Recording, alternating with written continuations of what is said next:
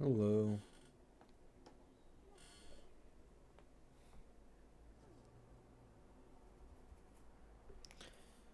Dawei, I will find you. I'm pretty sure Gilga main DPS is stronger. Well, no. Cost versus cost at his E6s, he's definitely stronger. With this speed change. But yeah, it's probably a nerf to Saber teams. And maybe a nerf to Ashvale Emblade comp because there's no action advancer. I don't know. Nobody cares about Gilga main DPS. Holy agenda.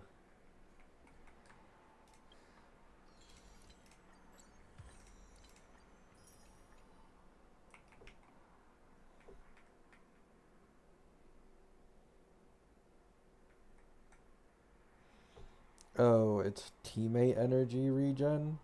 Well, either way, that still helps.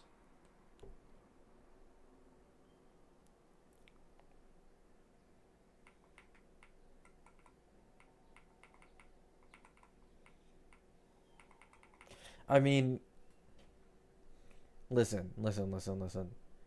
If these were any other types of characters, I'd never even like talk about it, but that E6 buff on Gilga, considering they have infinite banners, bro, it looks like an E6 Saber situation, to be honest.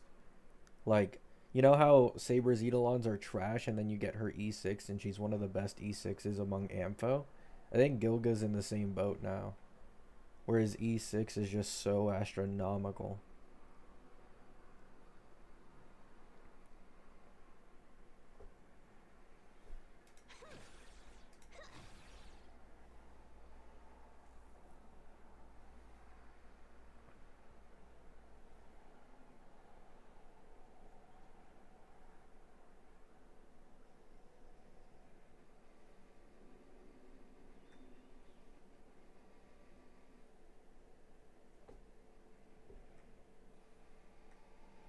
Time to delete HSR? Rip.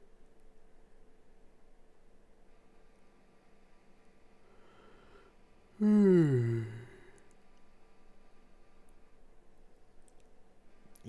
baseline to stay relevant?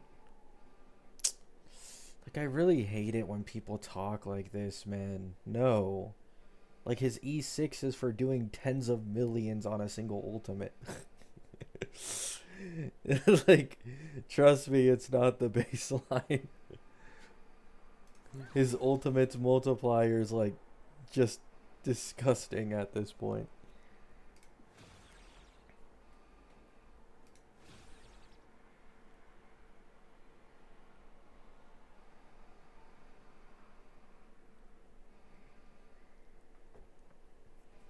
It's literally just a Saber situation.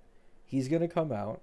He's gonna be able to get low cost zero cycles against a ton of end game content with main DPS and the Ash Blade comp. Yeah, he's not going to age as good as normal HSR characters, but if you go all the way into his verticals and E6, he's gonna be one of the top characters from even this version likely. It's just another Saber situation.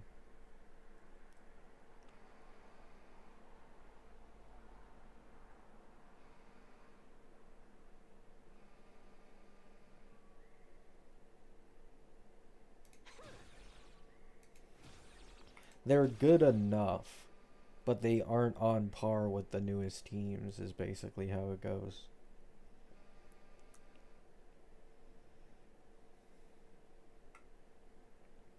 I mean, Himiko's fine.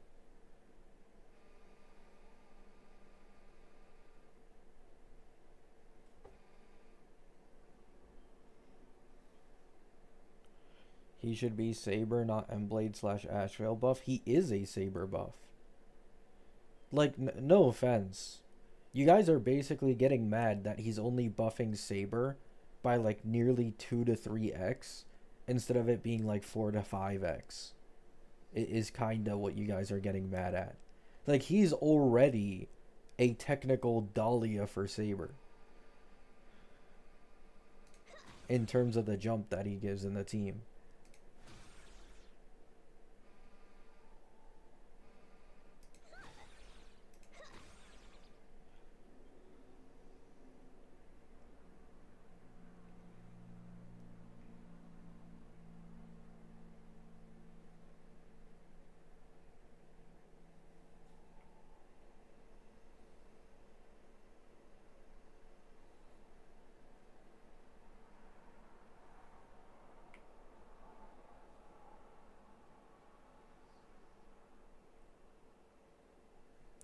We deserved 10x Saber buffs. Nice.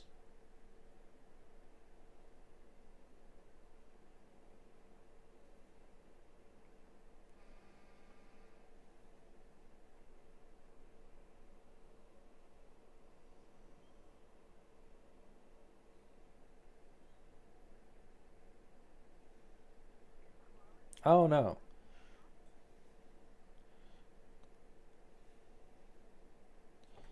Did the V4 change your polling plan? I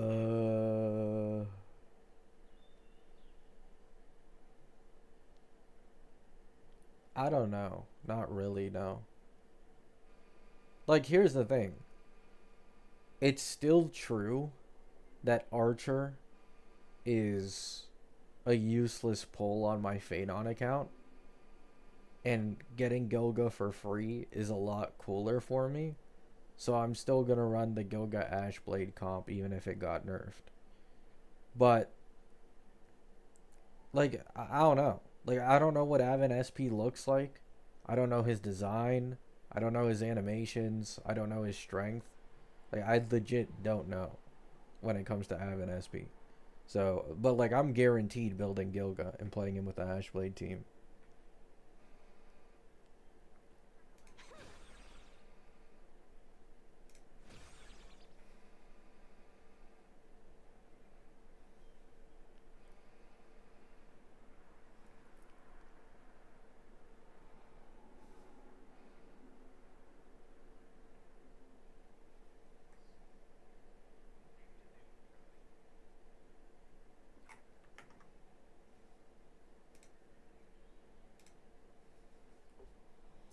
Um...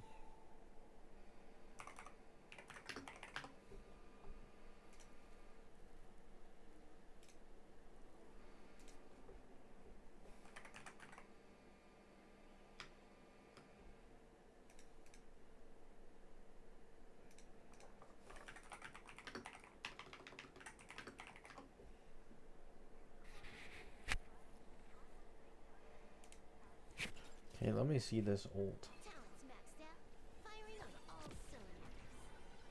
Yeah.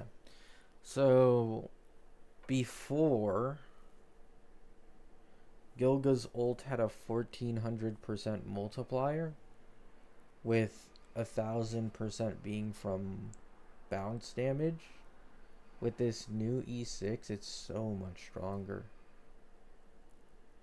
His ult multiplier at E6 is now 2200%, with 1800% being bounce damage. And this isn't including the 300% self crit damage buff either, which should massively increase the damage on top of the multiplier buff. Like, there's no way. He has to be doing like tens of millions per ult at E6 at this point. It's so disgustingly buffed. But it is an E6, so.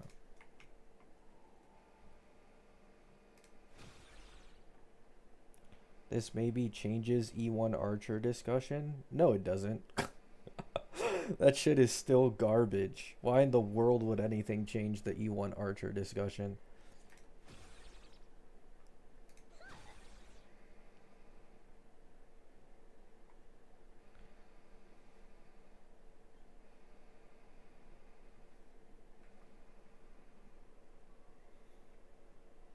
new Gilga E6 account? Nah. It's different with Fate banners. Their banners are up for forever. There's no reason in making a new account. Like, you can always get it at some point. You just gotta save up the pulls.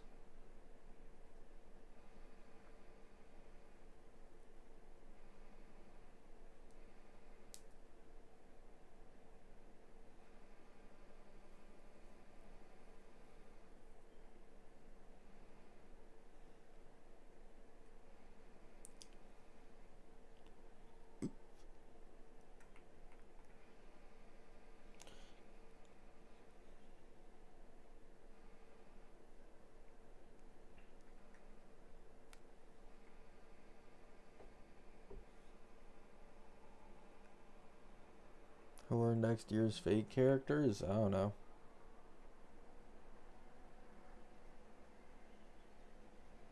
Why pick up free Gilgamesh? Invest in him, farm artifacts and all that for him to still be a brick? Oh my god. I mean, just do what you guys want.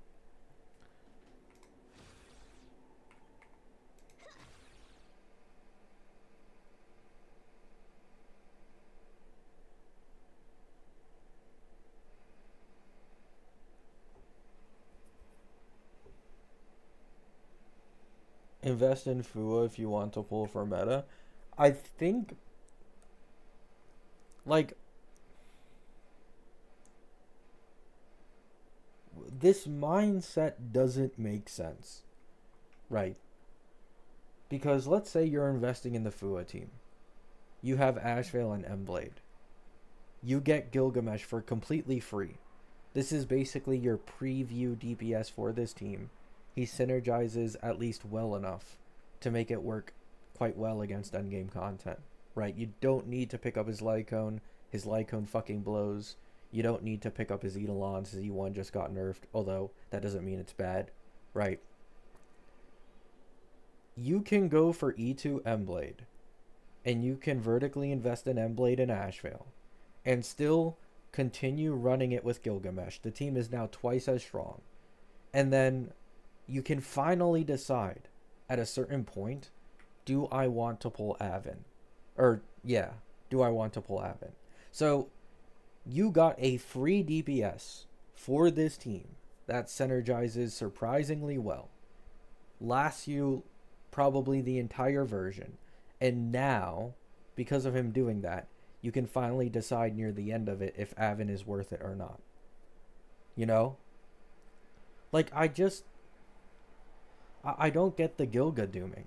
He's a Dahlia level buff for Saber. It's just that a Dahlia level buff for Saber, unfortunately, isn't enough in the community's eyes. And they just want more and more and more. He's a preview DPS who's completely free that you can use in the Ashblade comp. His main DPS is also viable. And because his banner is infinite, and his vertical investment at E6 especially getting massively buffed, the vertical investment lovers had the biggest win out of everybody. I feel like it just isn't that big of a deal.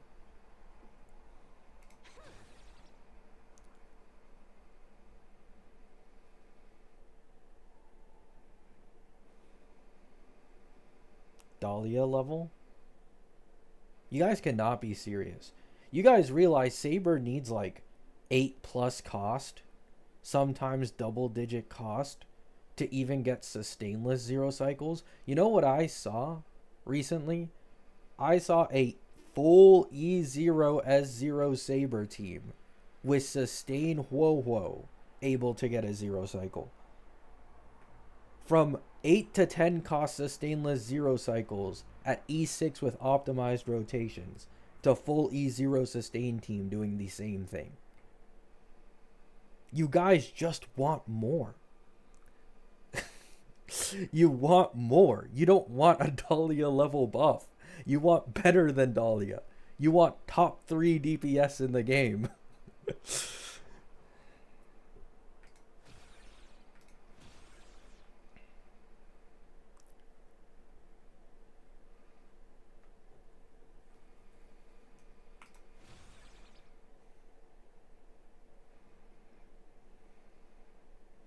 I mean, there's no V4 gameplay, obviously.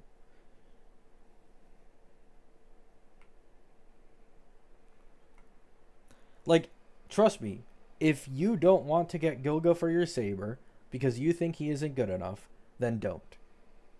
But I promise you, if you want to continue using your Saber, you are gonna have to suck it up and deal with it no matter what. Because it doesn't matter what anybody says. Gilga is still this monstrous buff for Saber teams, no matter what anybody says. And now with this new way the interest works, I'm assuming he gets at least 3 turns per cycle, since it wouldn't be too difficult, I imagine, to hit 200 speed on him, considering the self-speed buff.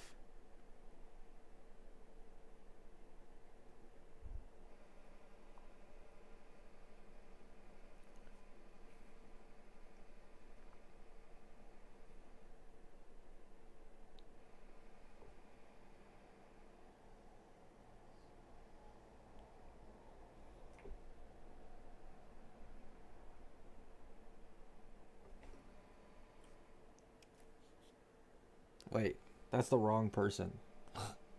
My apologies, give me a second.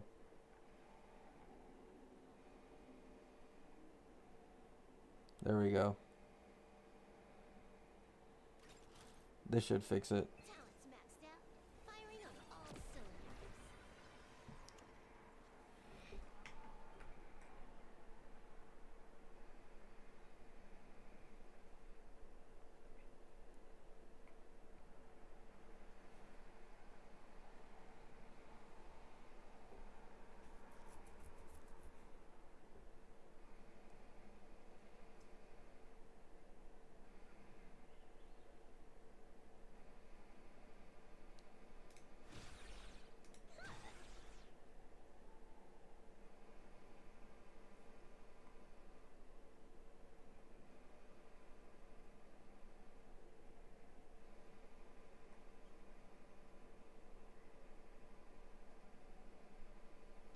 The self speed buff resets each time after he uses skill though, yeah.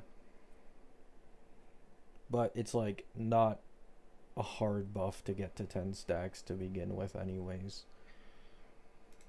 But yeah, I don't know how that's gonna work. Speed tuning with him is gonna be a bit weird.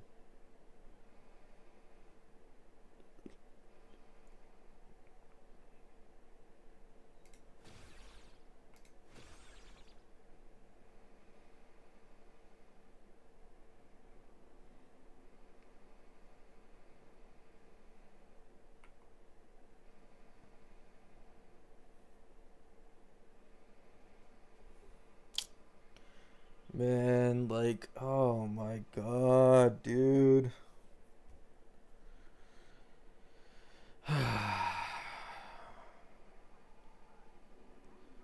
I swear, just as each patch passes by, this community becomes so much more brain rotted.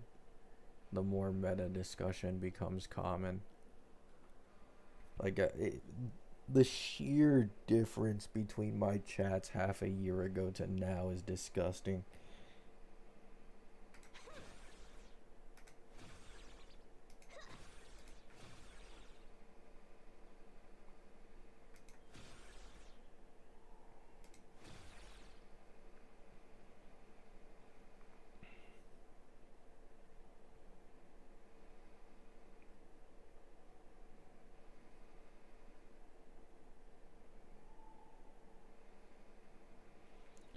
Bro, I don't give a fuck about Zolza. I don't care. Stop, bro. She said Saber was better than Phanon on release. Half the people you watch are just agenda posting characters they like more.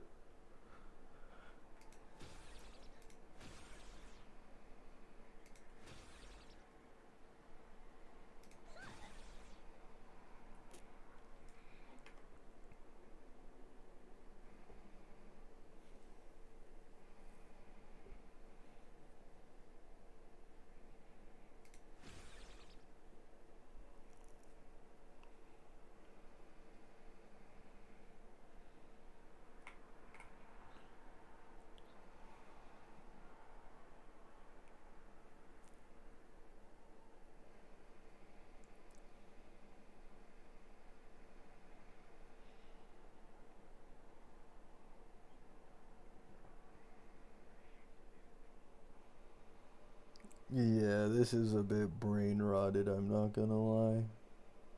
But it is what it is. Maybe it's because I was uploading less or something.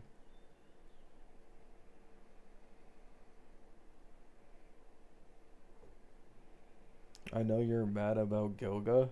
No, not really.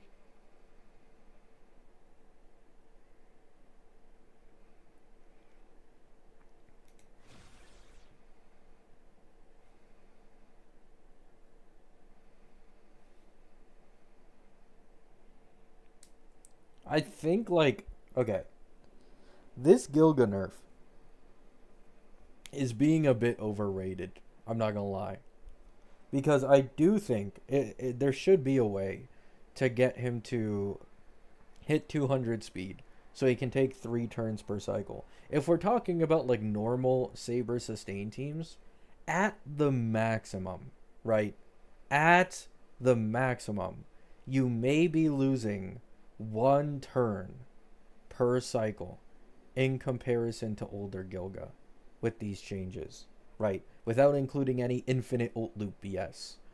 So in this case, you're only losing out on 1 skill worth of damage, which Gilga's skill don't it barely does fuck all, and 1 attack towards Saber's joint attack with Gilga. That's what you're losing.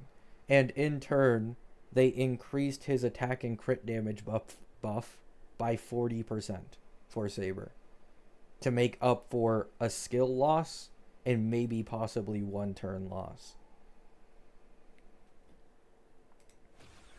That's what you're losing from these interest changes, which is like, I mean, it is technically a loss, but it's just not significant enough for people to be losing their marbles over it and being like his kit got completely destroyed.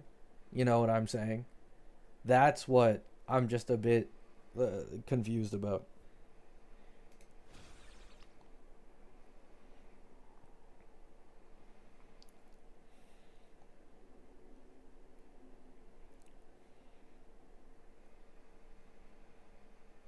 Isn't the existence of an infinite ult loop their fault to begin with? Yeah. And the two main things causing Gilgamesh's infinite ult loops were high attack frequency, frequently activating his action advance when maxing out his interest stacks, and his energy. In V3, they fixed the energy issue. They still had an infinite ult loop on their hands because of attack frequency, building up interest so fast that Gilga can self-action advance himself over and over. So now, what do you think they did?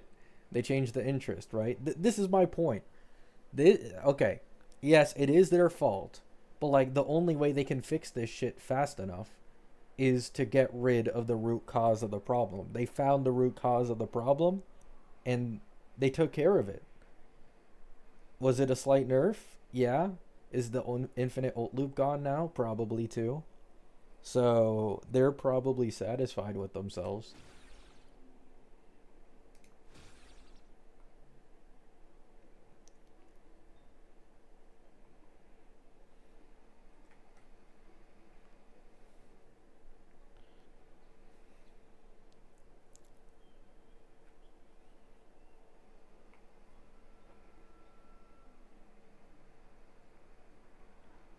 Give Saber's energy and AA back on joint attack? Brother, if they do that, then infinite ult loops happen again. I just explained it. It wasn't just one or the other. It was both. Even when they nerfed the energy gains, then it was the follow-up attack spam which could action advance Gilga over again.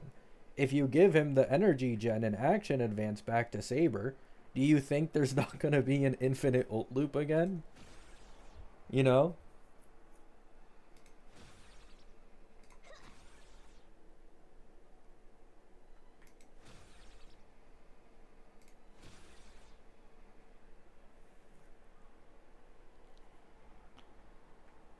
What's wrong with infinite ult loops?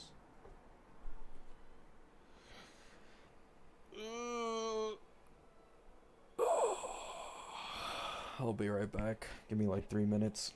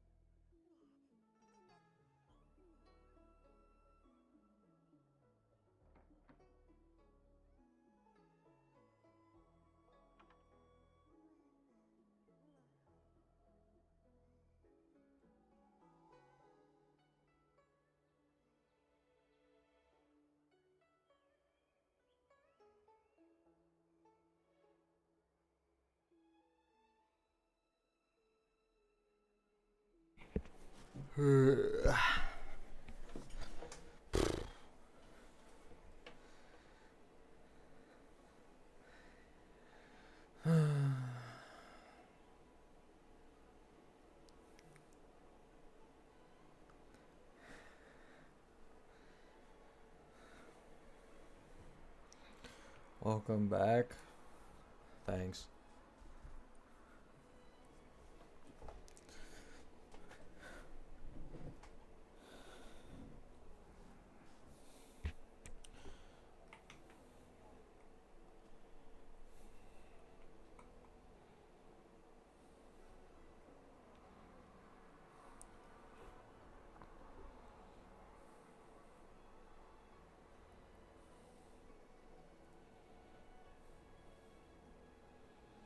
Yeah, I'm not gonna lie, like, you guys need to become better at realizing when, like, certain creators have agendas for either characters they like or dislike. Like, I don't have this issue because even my favorite characters in the game, I talk shit about them if they suck meta wise because, I mean, it is what it is. But there's some people who, like, wholeheartedly are emotional towards their favorite character being better than others. You know?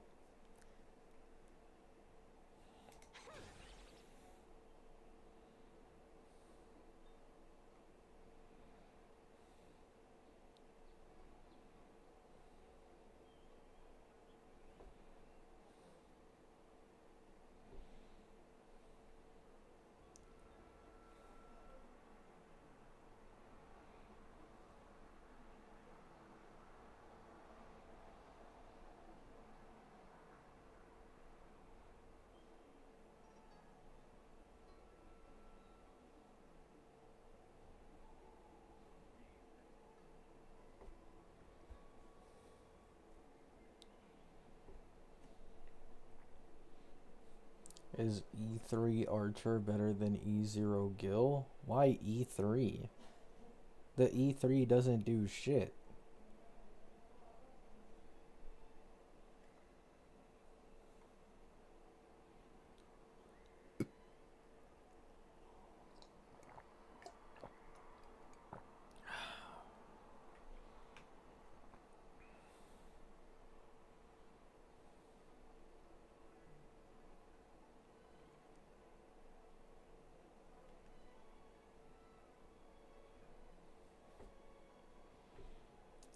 Because I got E2 and there will be a free Archer.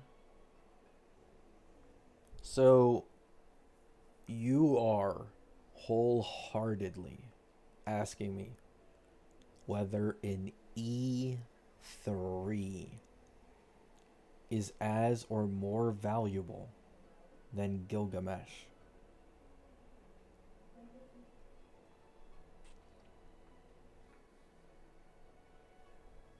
Just get the E3, man. Just get the E3.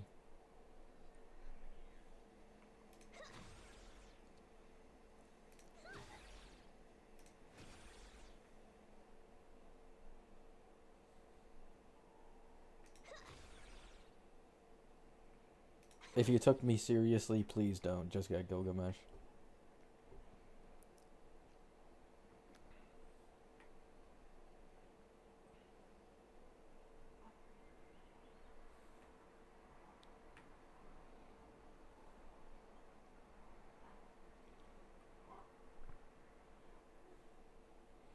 Summer, I'm gonna start timing you out if you keep doing this forced rage bait shit.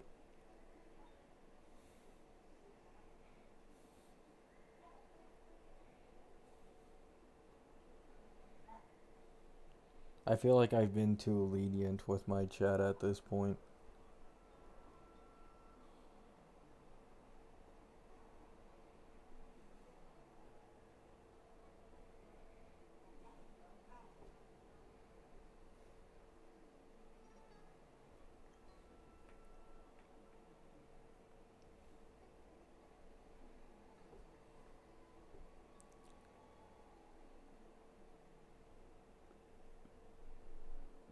Yelan is doing it as well. Yeah, but you do it 10 times more frequently and basically every single stream.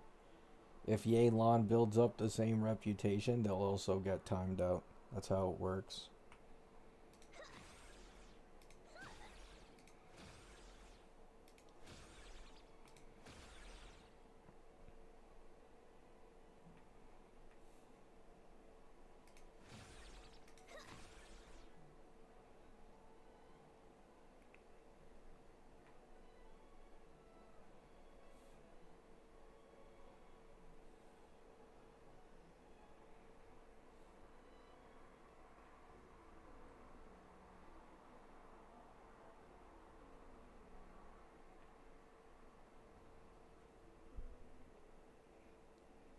But yeah. TLDR, these changes don't really matter. And people are just. I mean, I swear to God, man. Meta becoming as mainstream as it is for HSR, mostly because of a boom in version 3, has been just so bad for this community. It's so unspeakable, man.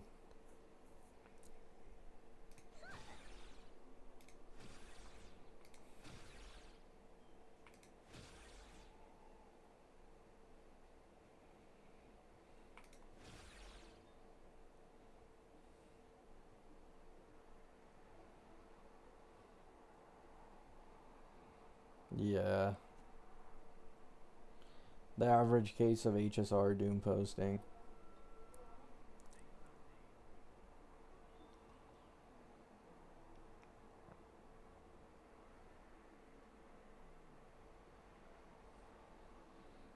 Himiko's still the strongest DPS even with the nerf she got. Even that aside, she's the strongest DPS with like RMC plus Welt. You know? Like, it's being compared to like full limited teams, and then there's RMC slash Welt and Himiko's team. And they're like close if not winning. And then she also has ungodly E2 investment on Phenon's level. Like, she has everything going for her. There's nothing to doom post.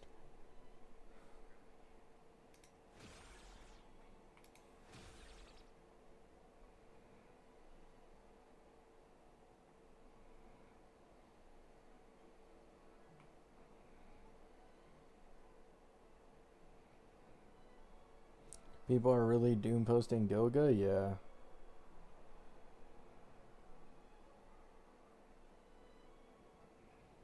I mean, the Gilga thing is a nerf at base. But, like, my point is, the way people are talking about it, you would have think he gone from, like, a Dahlia level buff to, like, Arlon. You know? But in reality, this guy's at max, missing, like, one skill's worth of damage. And, what's it called? Like, one less attack towards the joint attack thing with Saber. That's probably what he's losing per cycle. Which, like, yeah, it's a loss.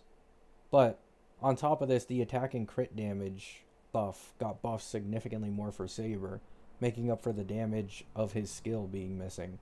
Meaning the only thing actually missing is that one attack to contribute towards the joint attack. That's the one thing missing.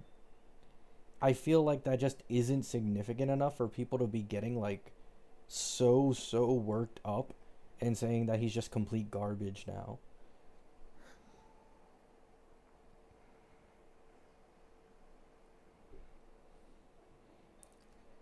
Dahlia level is too much? It isn't. You just don't know what you're talking about. Respectfully. Like, you guys genuinely just have no clue.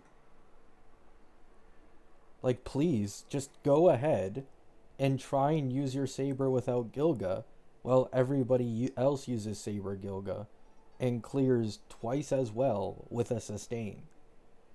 It is a Dahlia level jump. It just doesn't matter what you say. The joint attack, the sub DPS damage, the synergy, his own damage, like,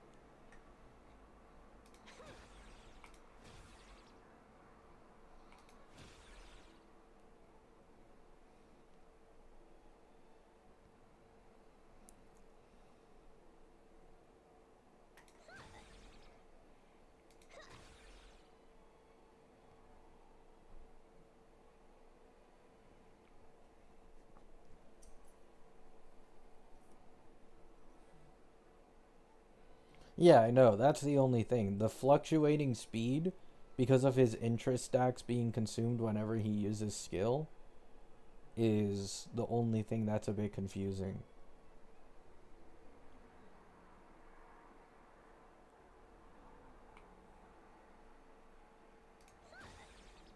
I mean, yeah, like once again, for people who have Saber and you don't want to pull for Gilga because you think he's ass or not use your thing on Gilga, go ahead.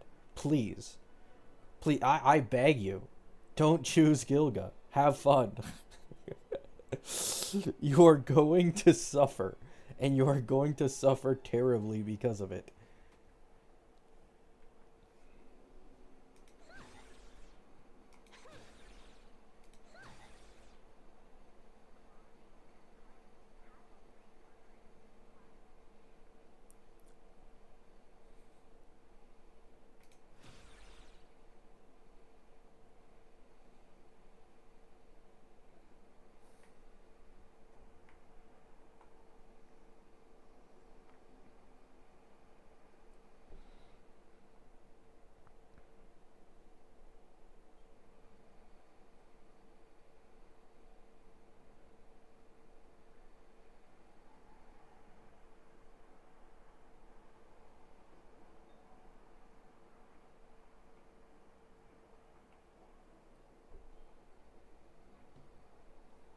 You just don't know what you're talking about, Claire. It's fine. But I'm not going to entertain it.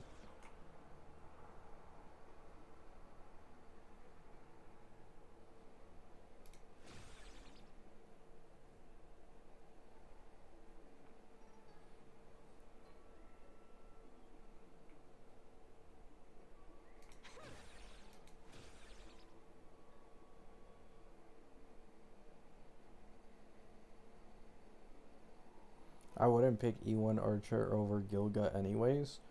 I mean, bro, like, who is genuinely considering E1 Archer? Like, it's so beyond me that people will be like this invested in a possible like 10% increase in the team's performance, if not less. Like, it cannot be this juicy for people to say it's better than a new limited character. This is so odd. Like, usually people slander Eidolon investments that are good, that are like 30+% jumps. Is like, oh, it could be better, you know? Like, for example, everybody slanders Anoxa Eidolons. Even Anoxa's early Eidolons is better than E1 Archer at this point. 20% res pen on E2 and 16% defense shred on E1 with SP gen. Where'd the energy go?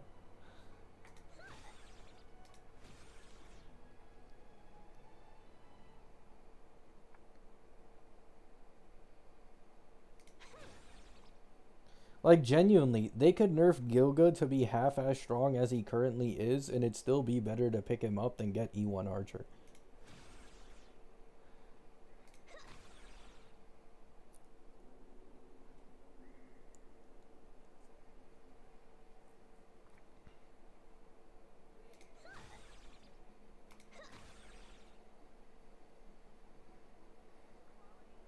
Archer E1 is a Tribi E1 level jump. It's 30%. No, it isn't. Stop pulling these numbers out of some clown's ass. I bet you don't even know the rotation in which that number came from because you probably got it off of like a Reddit post or something.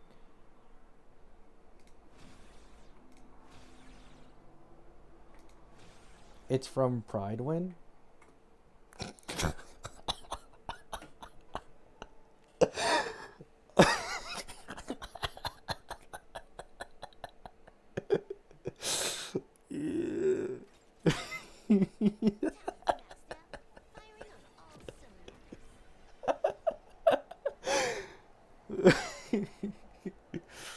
Okay. Uh, okay.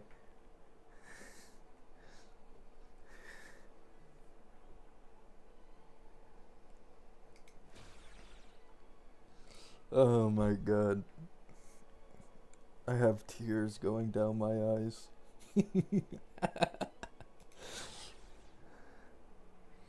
Yeah, that's E1 Archer without Nova Sparkle and without Rin.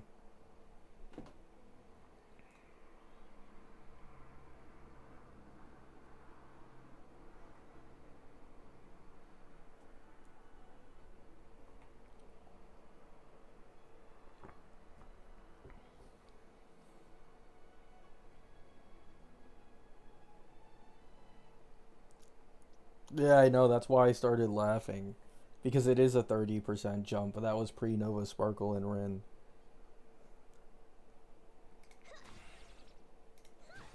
It was like, he technically isn't wrong, but I mean, given the current context I'm using, he is wrong. But it's like a loophole.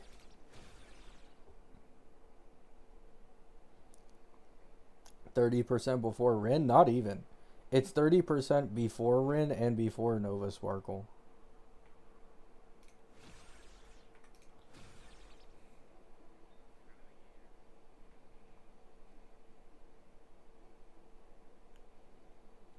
Nova Sparkle is about twice as SP positive in Archer teams than she used to be. And Rin generates more skill points than Sparkle does. So you can imagine.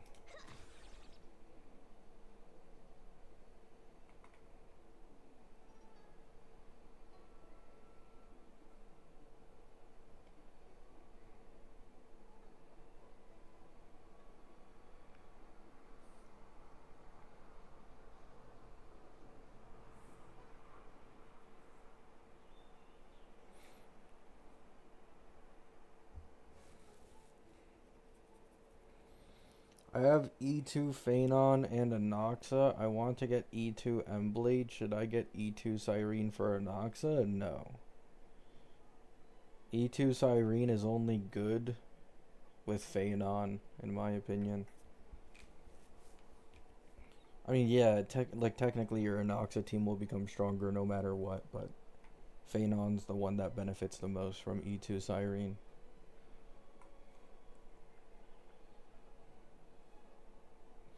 Is there a particular preference to places you like running around? Bellabog is quite high up there.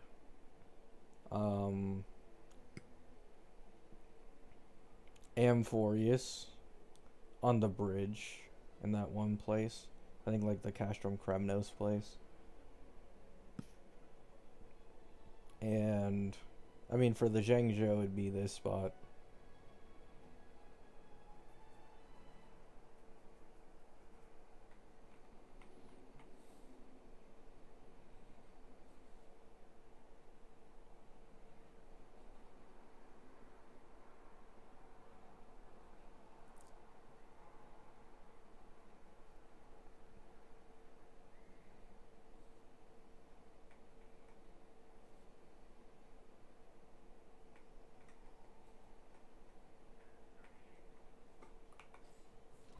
The EMC propaganda is insane to me.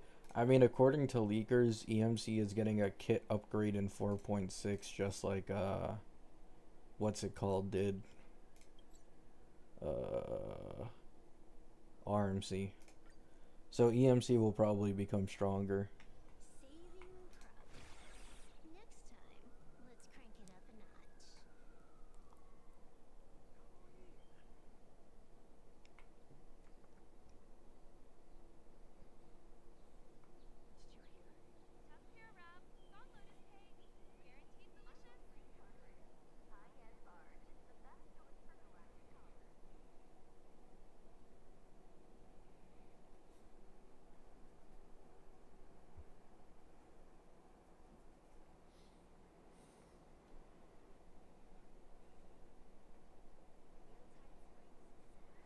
Will you or will you not get Rin E0S1?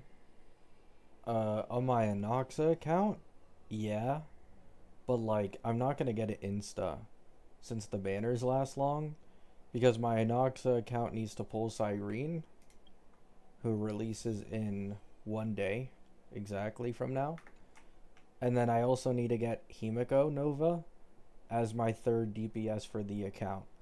So like getting Rin would be something I do in 4.5 or 4.6.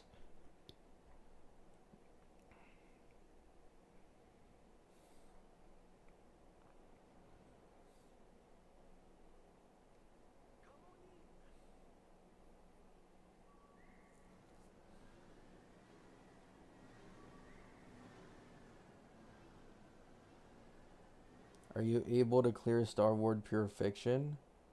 Uh, how many points is it again for Star Wars to get like the max stars?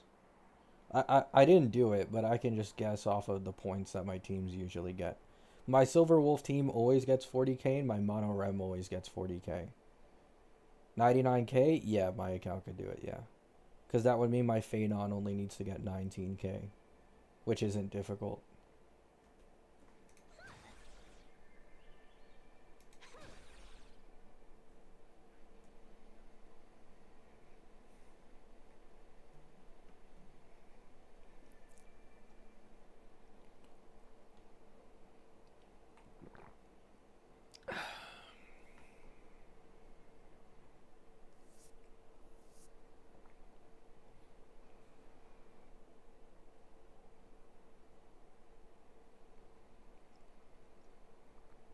My Silver Wolf only got 31k. Really?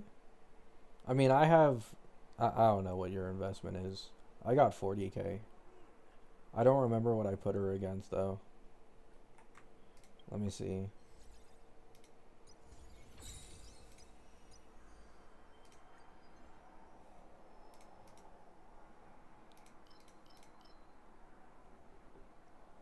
I put her on the first side. What was the first side again?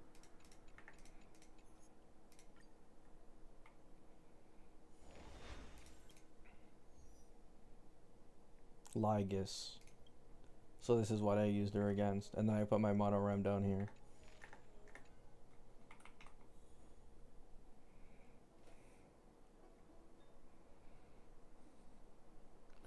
Full E0 as 0 Sparksy, Silver Wolf, Yao, and Donhung PT. Oh yeah, that's why. I have E0 S1 Silver Wolf with E1 S1 Yao Guang. The E1 Yao Guang helped a lot for getting the ult instantly again.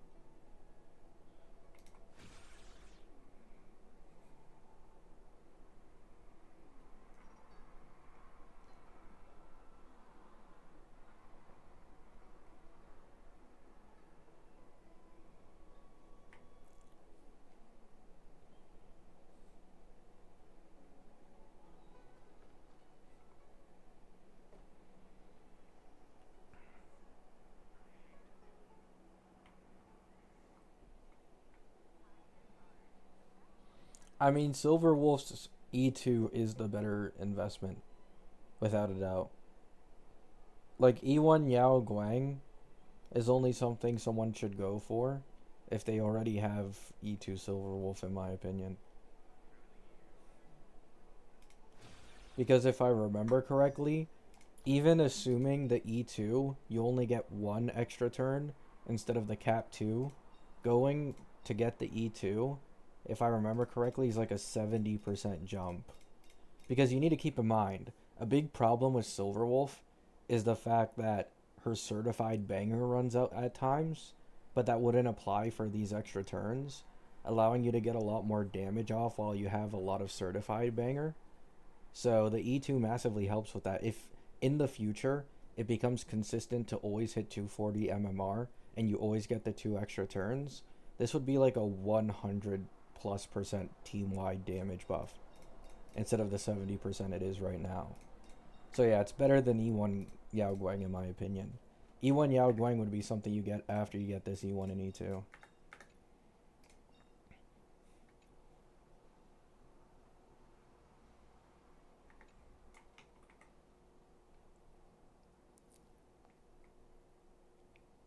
Are you reading any manhwa right now? Uh, no. Well, there was one I wanted to start a couple days ago, but then I put it on the bench, kinda. Because I had a bunch of other stuff going on. I don't remember what it was called though. But yeah, I did catch up on like some older manhwa I used to read, like the Academy Survival Guide and a few others like Orv, for example.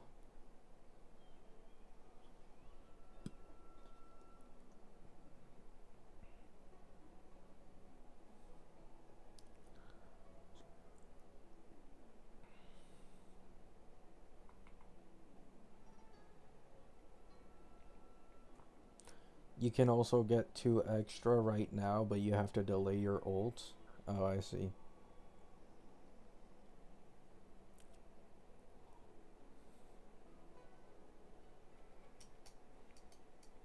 Better than getting their Lycones. Well, Silver Wolf can use Mushy decently well.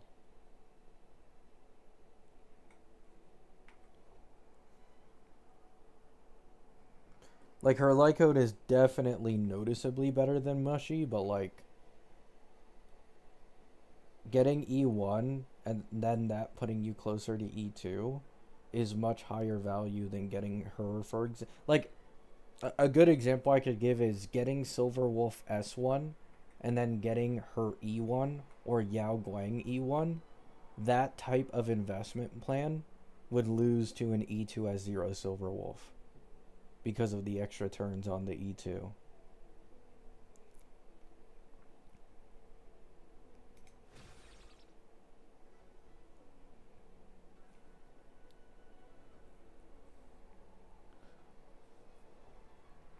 Getting Lycone is cheaper?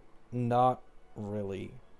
You can still lose, and on Lycone banners, you less commonly get 4 stars, while on character banners, it's much more common, meaning the pulls you get back from pulling on the character banner can almost make up for the 10 pity difference between the two banners. This is assuming you, of course, have the maxed out 4 stars, though. So then it's just a chance differentiage. But, like, for example, losing on a Lycone banner is a million times worse than losing on a character banner. Because on a character banner, you're now guaranteed for any upcoming new meta character, while being guaranteed on a Lycone banner just really sucks. You don't get much value out of it. That's why I personally prefer always going for Eidolons and pulling on character banners first before I pull on Lycone banners because of that reason. Having a guarantee is better, and then the pullback is also better.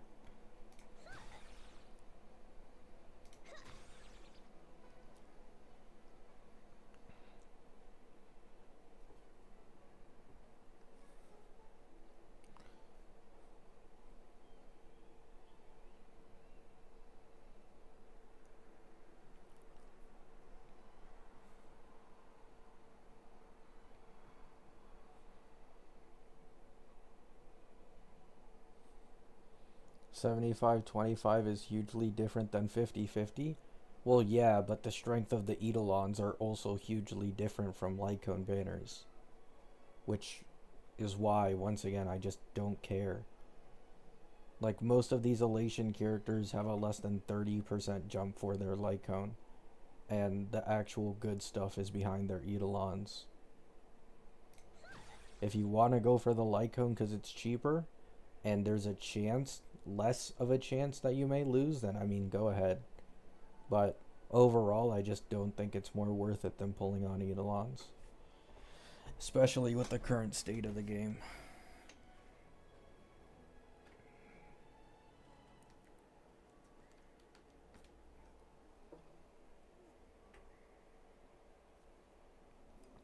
Yeah, if the Lycone banner was guaranteed, it'd be an entirely different story. Because you know you're not going to lose no matter what. There's not even a chance. But with it being 75-25, you can still lose the same as the character banner. And being stuck with a Lycone guaranteed instead of a character guaranteed, it just, yeah, I don't know, man.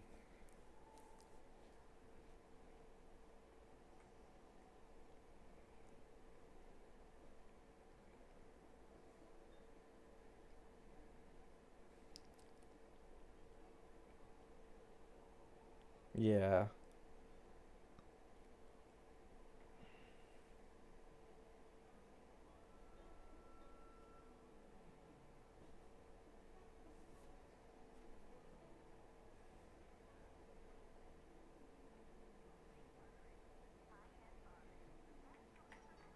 No problem, Raid. To be honest, E1 Silverwolf is already like a Yao Guang level jump anyways. So you don't even really miss out on all that much if you're not pulling E1 Guang. Because E1 Silverwolf is like a team-wide buff. Yeah. Enemies have 20% vulnerability in her zone. And then she will keep 20% of her hidden MMR.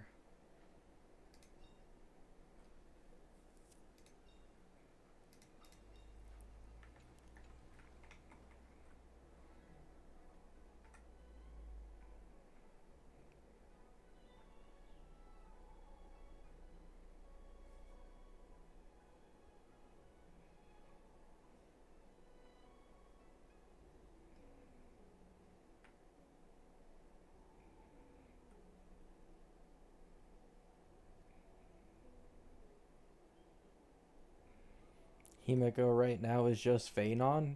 Yeah, exactly. I've always been drawing the comparisons to begin with. They can run cheap teammates.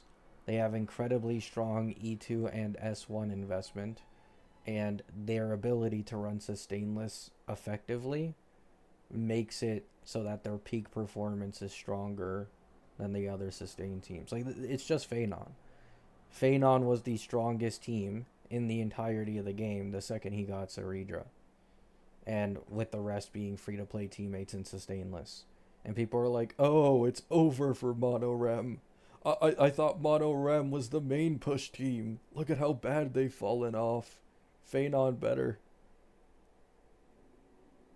But the sustained performance will probably be Silverwolf's in the future when she gets Pearl.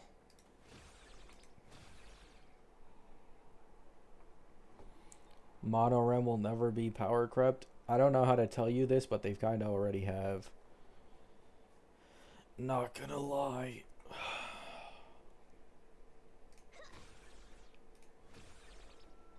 Like, even after the nurse, Himeko Sustain is still stronger than Mono Rem.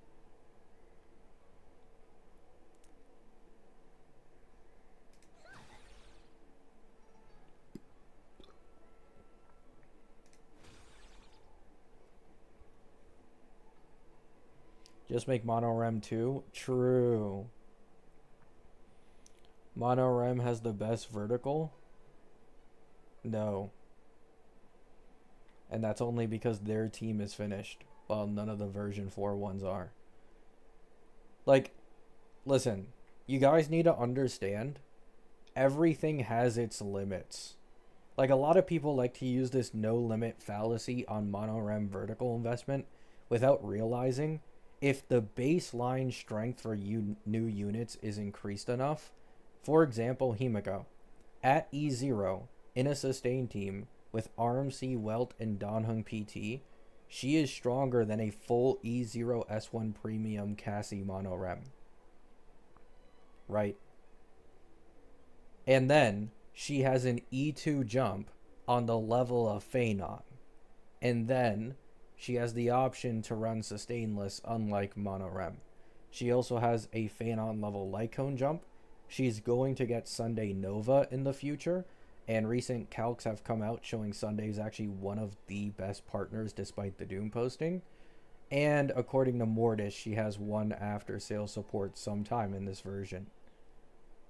Like, sure, maybe Mono Rem at 30 plus cost can keep up, but nobody can get that without being a Leviathan.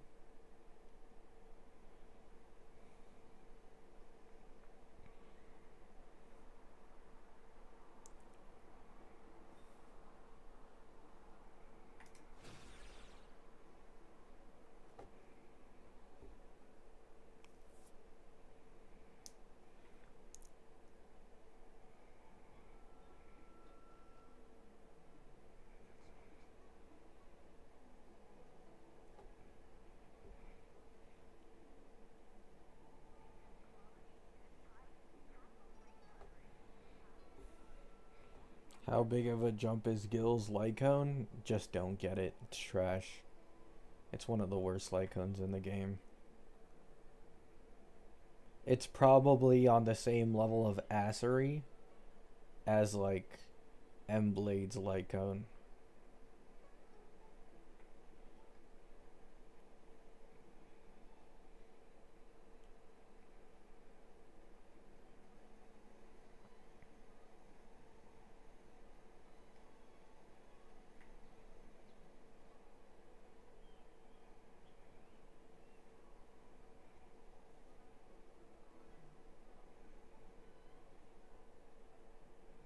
Should you just push his Eidolons to the limit then? Yeah. But like, the thing with Gilga is he's very similar to a Saber. At least his early verticals are slightly better than Saber's because, I mean, he's just newer. But the real prize with Gilga investment is his E6. That E6, I don't know. Like, I could be wrong. I think that is the most monstrous E6 jump in the entirety of the game, as things currently stand.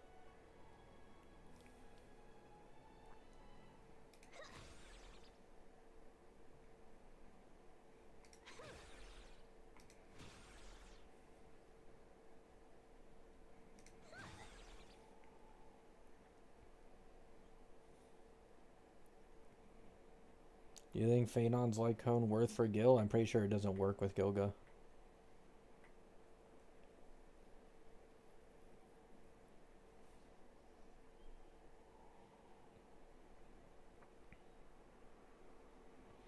Do you think E2 Phenon will be bad in V5? Yeah. Well, he won't be bad. He'll clear.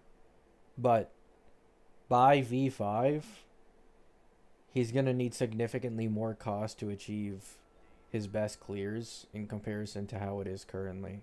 Like, by V5, expect Phenon to need, like, 7 cost, maybe, to get 0 cycles, if not more, in comparison to the current 3 or 4 that you see pretty often against MOC.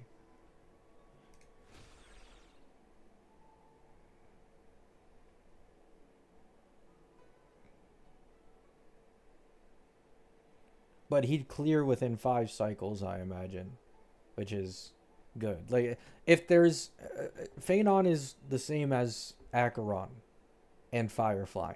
It's like nearly a guarantee he is going to be at like the top of the line for receiving either a support buff, like Acheron did with M-Blade, or his own Nova Flare, right? Acheron's getting her own self buff somewhere in this version, according to Mortis, and Firefly already received her Nova. Phenon is on that level, so you shouldn't have to stress all that much.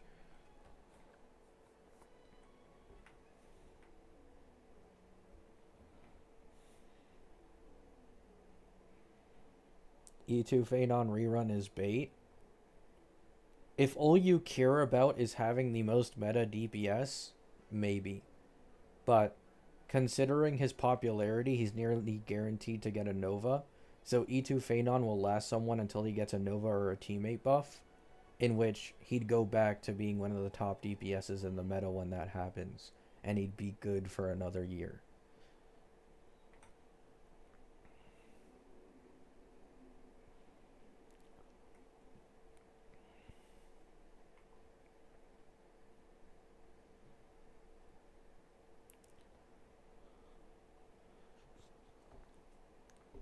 Are Himiko nerfs deserved? Yeah. Bro, who cares? I feel like you guys need to understand something, okay? You guys really need to understand this. The stronger a certain DPS pushes the ceiling of damage, right? The faster HP inflation is going to go up, and they're going to make new DPSs and teams that are on the same level, if not continuing to be stronger than Himiko. Her getting nerfed changes nothing, right? In fact, it's better because we don't get hit with a massive wave of HP inflation out of absolutely nowhere suddenly, just to make up for her existence. This is legit. It would be just Acheron all over again. Everybody was like, oh my god, look at how badly Acheron power creeps the entire version 1 roster. And then they made a shit ton of DPSs that were Acheron tier. And version 2 percentage jump wise had the worst HP inflation of any version.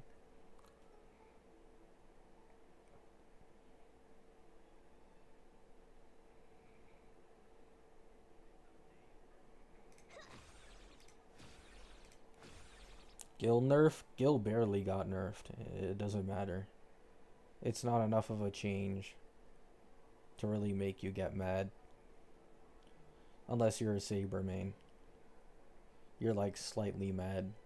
Because you wanted buffs probably. But instead he got a slight nerf.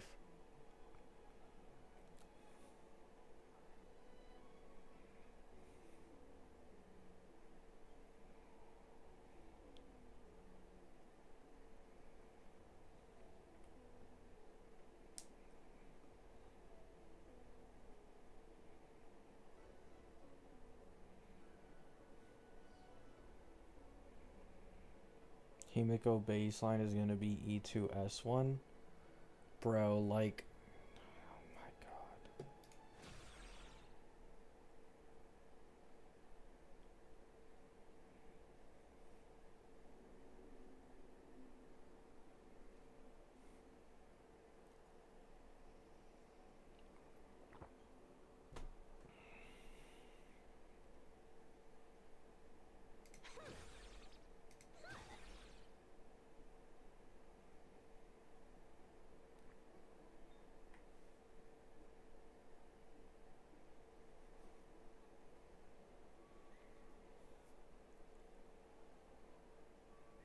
Did Rin get nerfed today? No, she got buffed.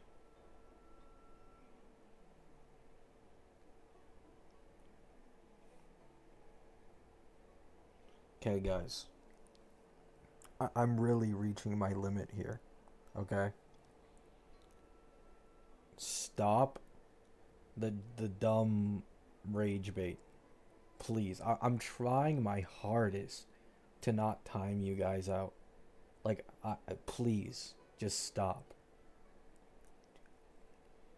Like, nothing is gained from acting like you have absolutely no clue what you are talking about.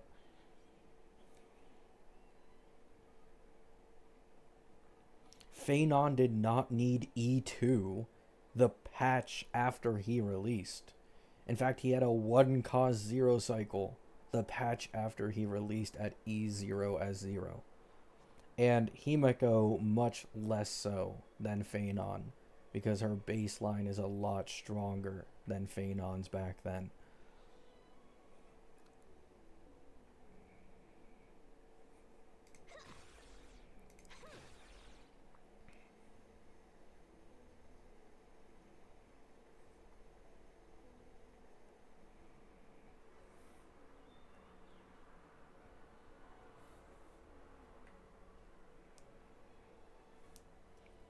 We will see how 5.x treats us. Brother, we aren't doing this. Literally 2 streams ago, I told you I used an E0 Phanon against every endgame content possible and he cleared. It's been over a year since the guy released. Or almost a year since the guy released. Like, you guys don't know what baseline means. Like, it's just a buzzword to a lot of gacha players. Oh, this character is E2 baseline. Do you know what baseline means? That means needs this just to be able to clear. You know? Like, this is the minimum that you need for this character to actually clear content. None of you know the definition of baseline. E2 Face still gets 0 cycles in the newest version.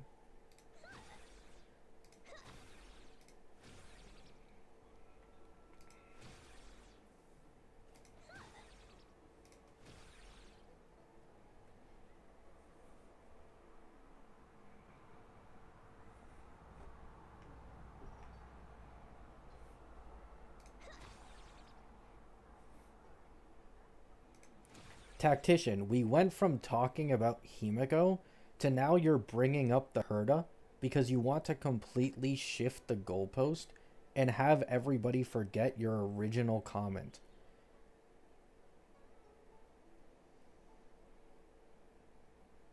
Like, it's just so embarrassing, man. Oh my fucking god.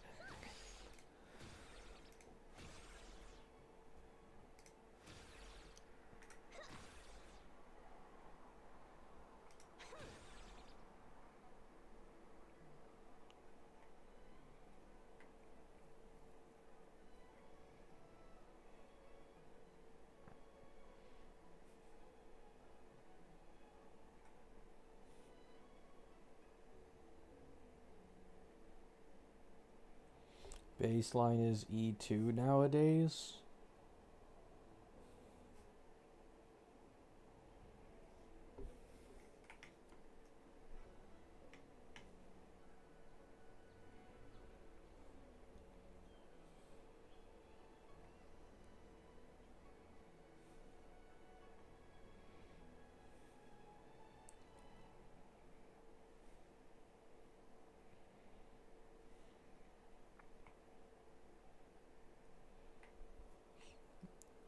Why did meta become so mainstream in this game? Fucking hell. Please, HSR, add more events, add more story. Do anything to get these people away from the meta discussions. I'm gonna lose my mind.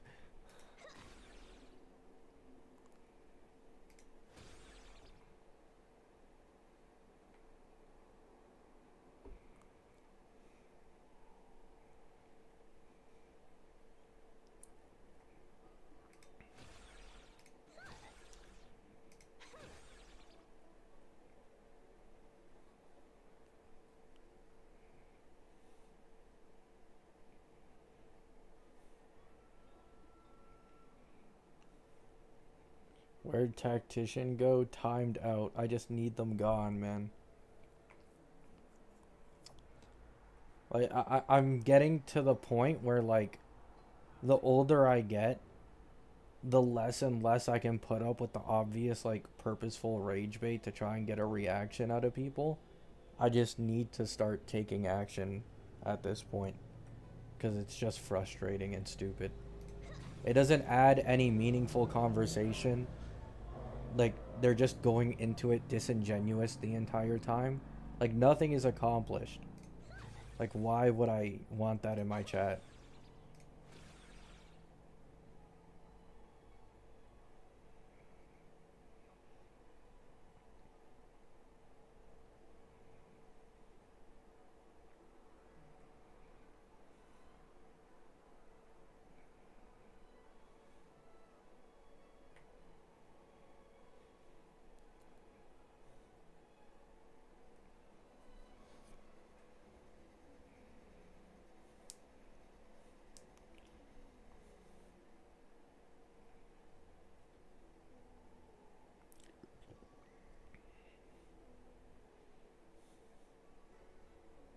That's what I was saying yesterday. Yeah, but like, I mean, I don't know, man.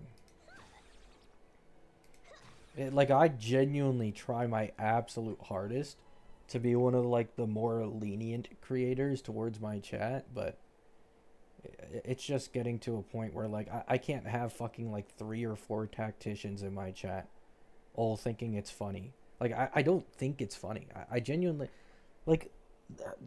I feel like the people who do this think that I like find it humorous or some shit. All it does is just frustrate me until I get to the point like right now where it's like I'm just sick of it.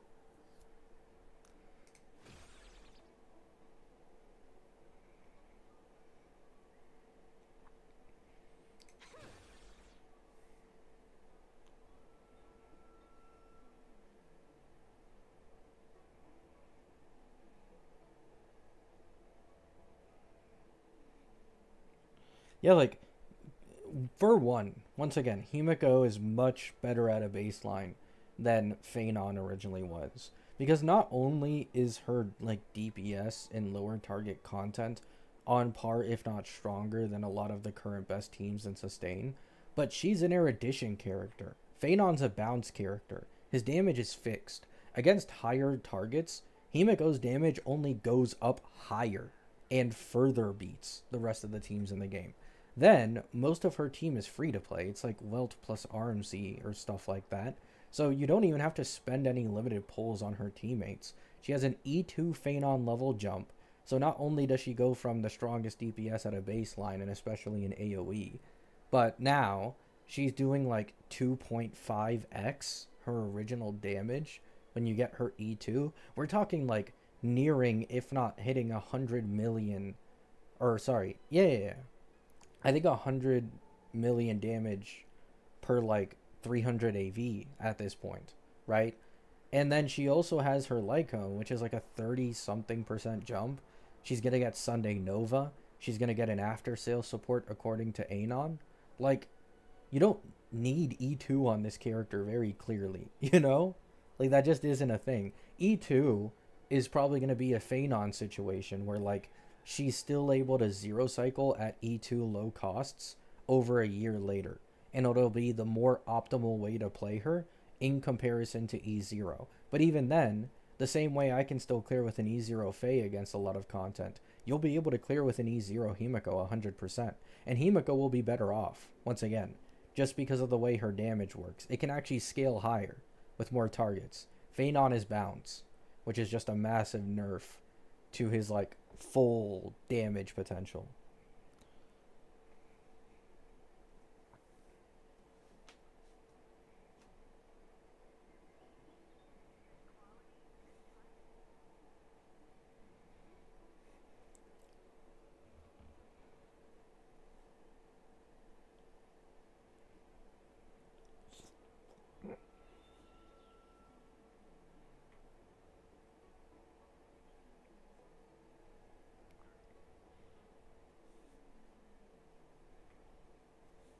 Yeah, exactly.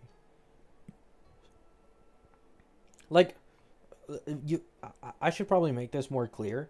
E0 Phenon, even when he got Saridra and he got Donhung PT, him in a sustain team, he was never on the level of Mono Rem, right? Like, that never happened. Like, his potential was all in his sustainless capability, which, yes, that has been further bolstered by Hoyo creating Sirene's buff to give him an infinite ultimate, making it easier to run him sustainless, although E2 is really the only way to make it 100% consistent. Um, the point is, Himiko is way stronger at a baseline than Phenon is with sustain teams. Way, way, way stronger. Now, here's the thing.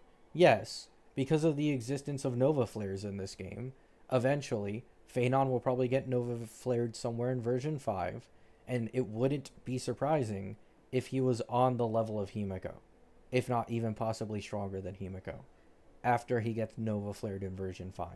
This is 100% a possibility, right? A lot of people should keep this in mind.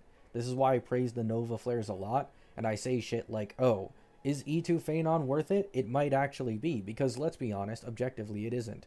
You'd never go for E2 Phenon over a new team in this version. But, considering there's a high chance he gets Nova Flared in version 5, that E2 now becomes significantly more valuable because his base has been buffed to be a lot more valuable, right? And on top of this, it's with a character you probably really like.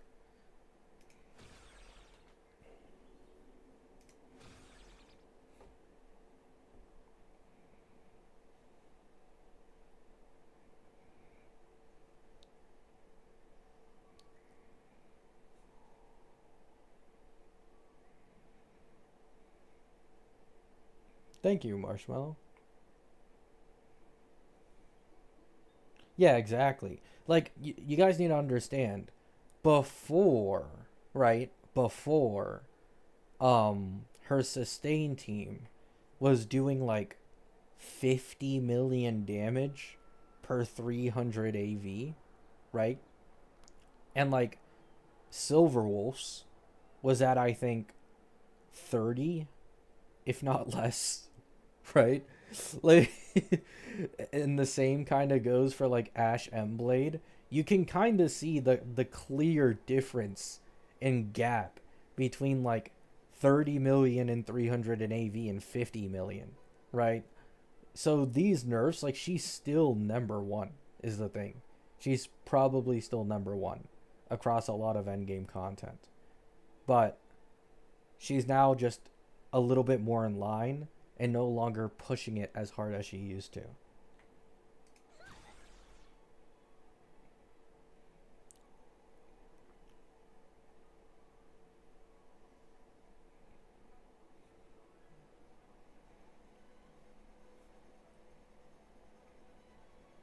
I hear people are crying about Wua inflation again. Yeah, I've seen it on Reddit. Apparently TOA got like 20% HP inflation or something. And people are complaining about like, oh, my Carlotta can't clear. And they're sick of the arrow res going against cart. There are two things that I find funny about Wua HP inflation talks. One, although they have a point, most of the time it feels like these Wua players complaining are playing with like zero investment, the oldest characters possible, or they're suffering from the most severe level of skill issue I've ever seen. But then the other side that's funny is the people saying that they didn't feel the HP inflation, and when you ask them their teams, they're using some shit like S3 cart and like the most shilled team for the TOA. The extremes of both sides are funny as hell.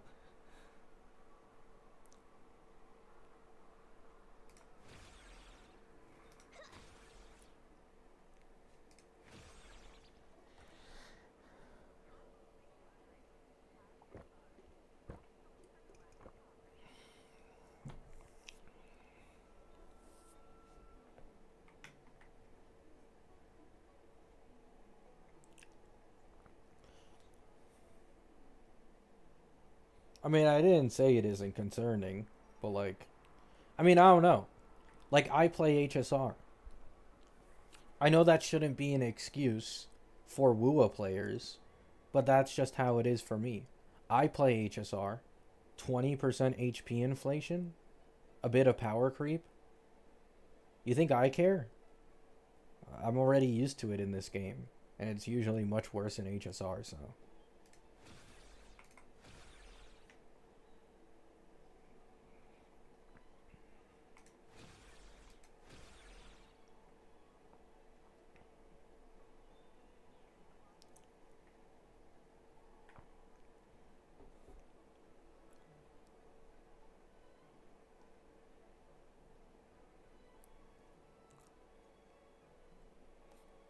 Like, you guys will notice, I used to make power creep and HP inflation videos a lot in like early version 3 and even like mid version 3, but then I stopped at some point. It's not because I suddenly started loving HP inflation and power creep, but because making videos like that was basically completely useless since the game was never going to change. And it was obviously a recurring pattern. The same thing is with Wua. Like, I understand a lot of people put their faith into Wua as like, oh, this is the game that Hoyo wishes it was. This is the game that listens to its community, right? They listen to the feedback. They wouldn't become like Hoyo. A lot of people like deluded themselves into that type of mindset with Wua, but like they're trying to make money too, you know? They also want to be part of the big dogs, making tens of millions every single patch across all platforms. You know, they want to continue growing. They don't want to be stale. They don't want to make less. They only want to make more.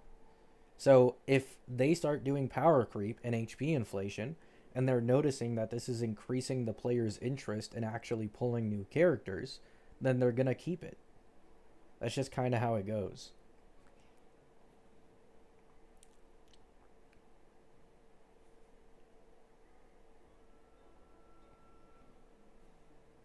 Now, I will say, Wua has its own disadvantages that make power creep and HP inflation more annoying than HSR. For example, vertical investment is quite weak in Wua, in all honesty. Like, even their quote unquote strongest supports, like, they don't have an M Blade, right? They don't have a Triby or an E1 Triby. They don't have a Nova Sparkle. They don't have any of that shit. So team building is a little stricter. Vertical investment isn't as strong. And the baseline scaling for teams when they release, even if they're power creep, it's still weaker in comparison to HSR units and how easy it is for them to clear the newest endgame content, right? There's advantages and disadvantages between the two games that could make things worse or better for the other.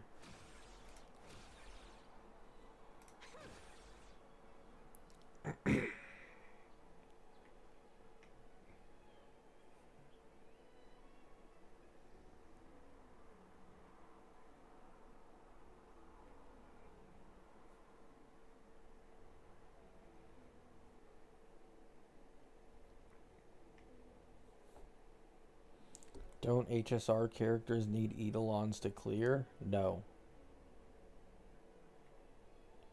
That's a myth that people who hate the game without playing it use. Eidolons is just for brute forcing completely at 0 cycles.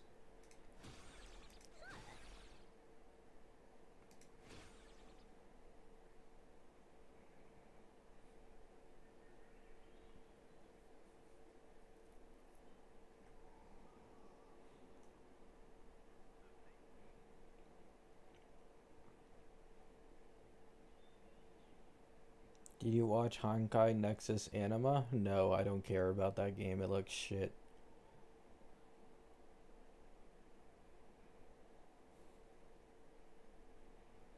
Yang Yang sequences? Why do I get the feeling it's gonna be overrated? Let's check it out. Let me see. What are your sequence jumps? S2 jump is 30% from S0, and S3 jump is 50% from S0. Brother, this is lower than most WUA characters. Why is this getting glazed? This is on the lower end. I'm pretty sure even like Lucy from the collab has a better S3 and S2 than this. Hers S0 to S3 is like 70 to 80%.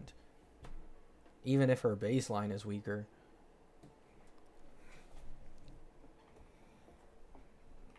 Which character is getting glazed? Yang Yang SP.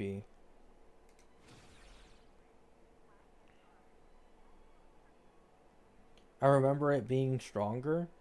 Oh, you guys are probably thinking of the old Yang Yang sequences. Yeah, apparently there was like a miswording, and then they fixed it in one of the newer betas. So now the sequences are much weaker than they used to be.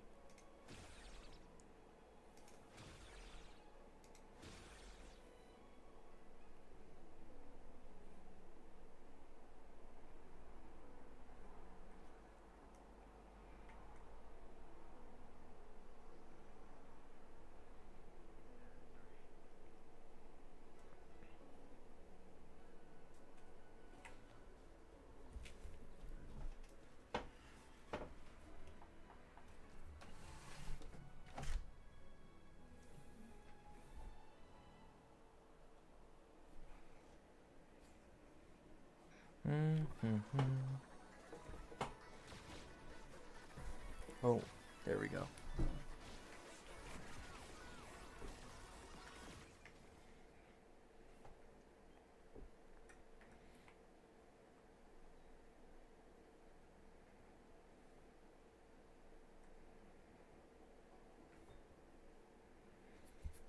Imagine HSIN S3. I mean, yeah, she'll probably have a good one, considering who she is.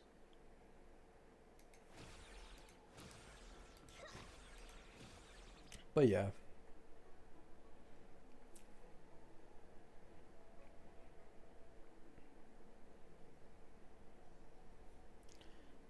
Until the S1 and S2s become good, I don't give a fuck. I do think they purposely nerfed the value of S1 and S2 and they put a majority of it behind S3 because of the fact that they put sequences available in the Coral shop. But like, is that even justifiable? Because it takes so long to get 360 Coral. You know what I'm saying? Like, it takes so fucking long to get 360 Coral for a sequence.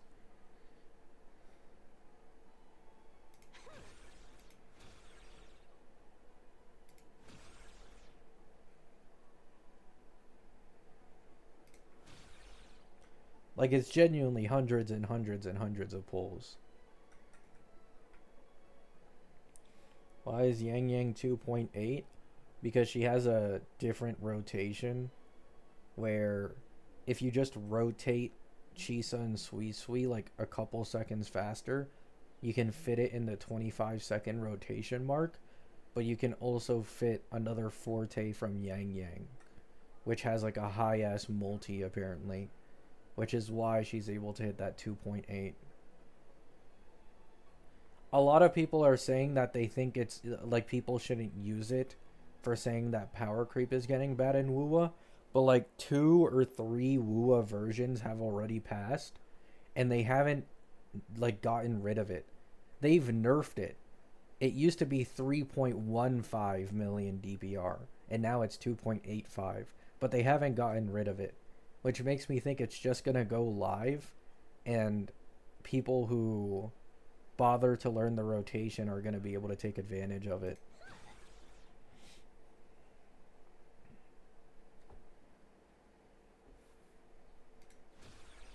I think it's going to stay. Yeah, I think the same. Like, surely they would have already tried and bricked it at this point after multiple updates. Instead, they just tried nerfing the damage of it, which makes it seem like they want it in the game.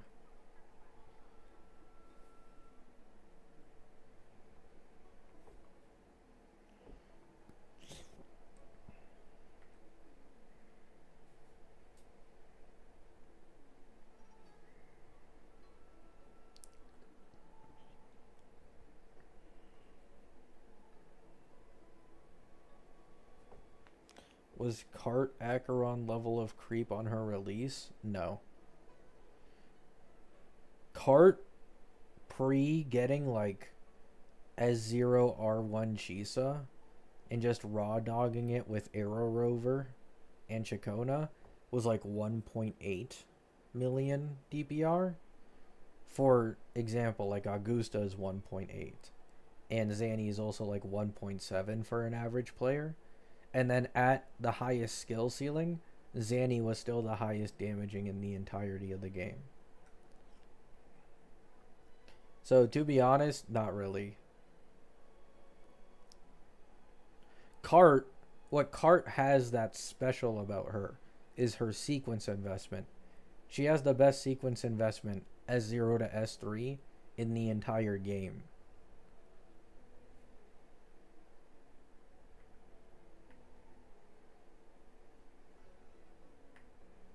And then on top of this, because you could use Arrow Rover in her team, which is someone a lot of people have access to, it granted opportunity cost for going into her sequences. It's kind of like a Himeko situation, right? Where even though Himeko is now more in line with like Elation teams and Elation teams when they likely get their support, like the thing is, Himeko has multiple free teammates, right? They're not even limited. They're completely free. You have the MC and you have Welt. So the opportunity cost arises where technically the team is significantly less cost at full E0 S1/S5, and it allows you to go into her Eidolons now because that's the best cost investment, and then you reap the benefits. That's who Cart is more similar to.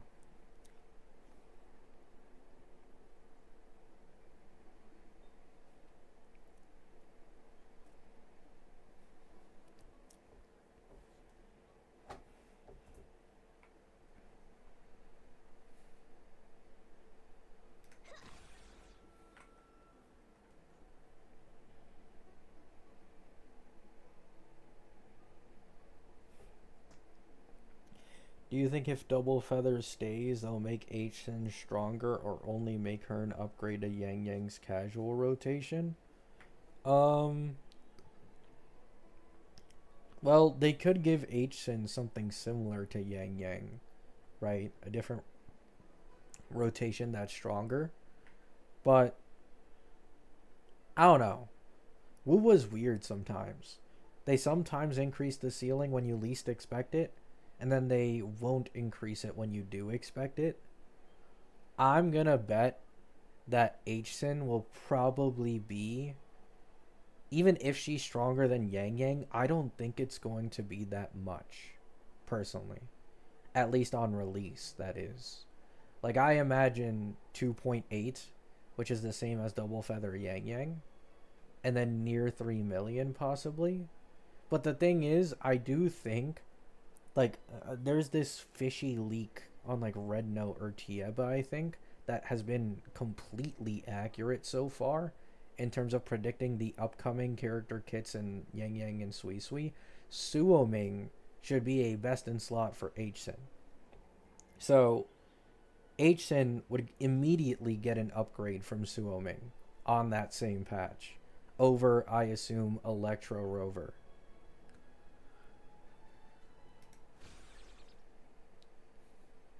So we'll see how everything goes.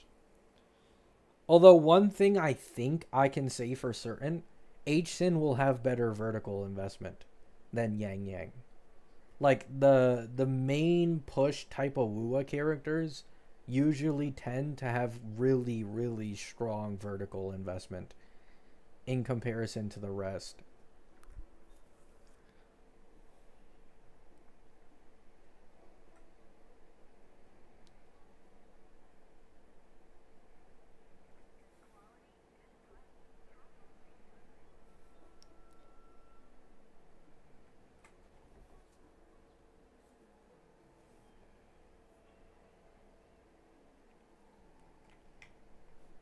Ameth vertical was worse than Cart and Hiyuki. Her early vertical is worse than Cart, but her S6 is one of the biggest S6 jumps in the entirety of the game. That then puts her sequence investment on the same level as Cart, if not even slightly stronger, I believe. I can check right now. Pridewin, Wua, characters, Arrow. So, Cart's S0 to S6 for Cart is a 2.4x multiplier, right? She becomes 2.4x as strong going from S0 to S6. And then for Ameth, it's a over 3x multiplier at 3.2x.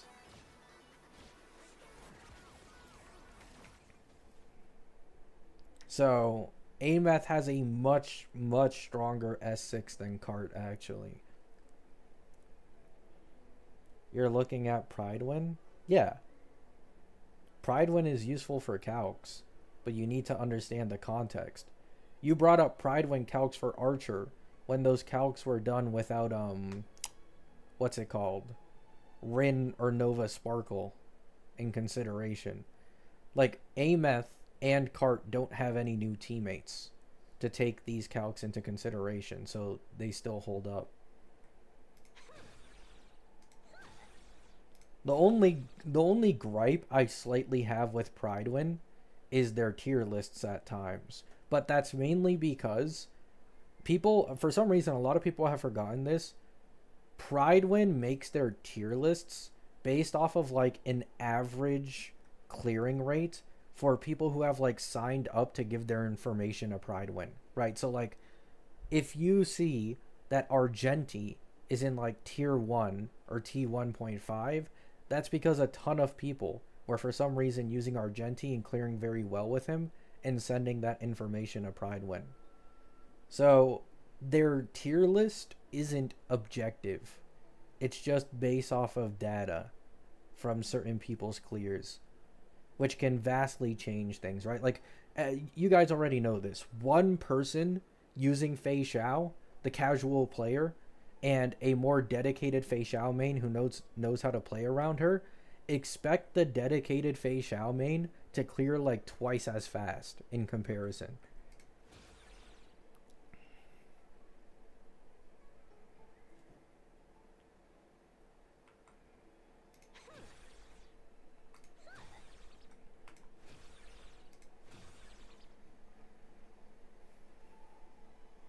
What makes S6 Amos so good? I'm gonna be honest, I don't even remember what her S6 is. But I do remember, like, a big reason why I wanted to continue playing Wua, despite new characters coming out that were supports, you know, bringing me down, was getting her S6. Because I saw the jump and I was like, holy shit, I need that.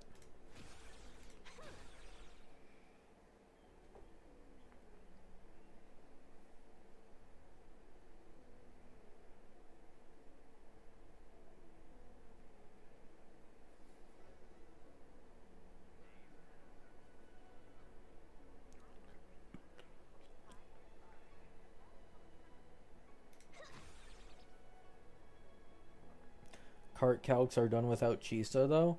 I mean, to be fair, it doesn't really matter because, like, Chisa is weaker than Arrow Rover in cart teams unless you're doing quick swap. And then without quick swap, you need to get her signature for her to be better than Arrow Rover. So a ton of people run cart without Chisa, which I think is like, it makes the calc a little more justifiable, you know?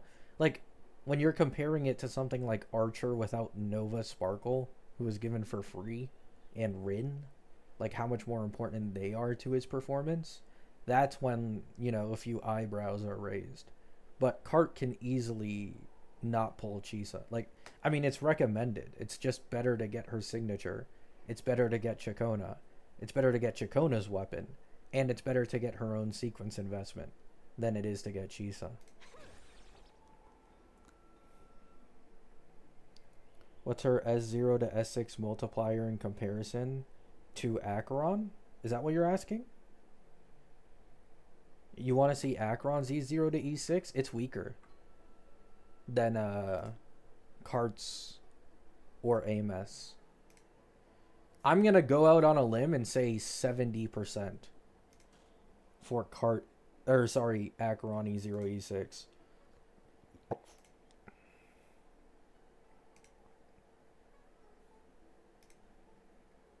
Where's Acheron? There she is. Acheron's E0 to E6 is 78% on average. And in one target, it's 70%.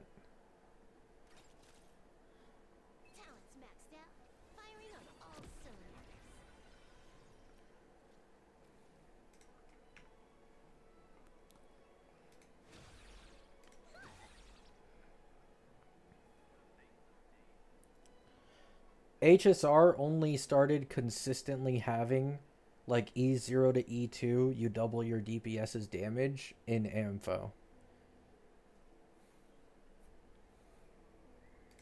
That was only an Ampho thing, basically.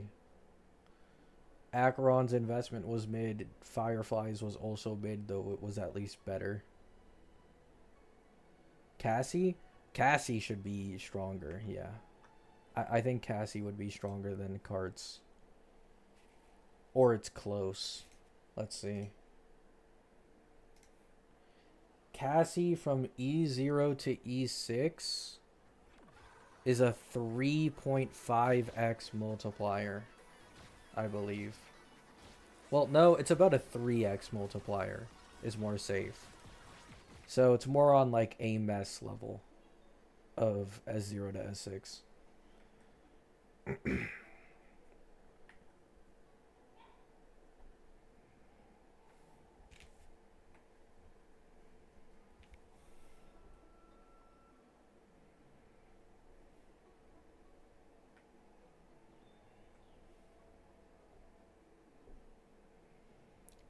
The verticals ain't that much of a gap between HSR and Wua when you look at it in S0 to S6. The reason for that is Wua S6 tends to have much bigger jumps than HSR E6s. But HSR E0 to E2s are significantly stronger than Wua S0 to S2s. So eventually, Wua vertical investment can catch up, but it's at S6 specifically.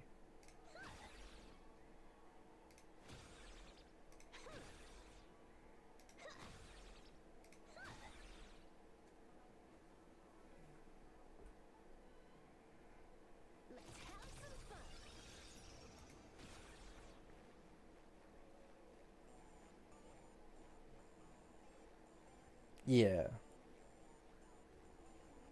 That's why I'm contemplating Ameth. I'm doing the same thing, to be honest, Tactician. I'm close to being able, like, once because I'm playing Wua a little more now, right? Obviously, because I'm hyped for Jingron. But, like, if I wanted to, instead of going for Jingron, there's a solid chance I could get S6 AMF the next time she reruns.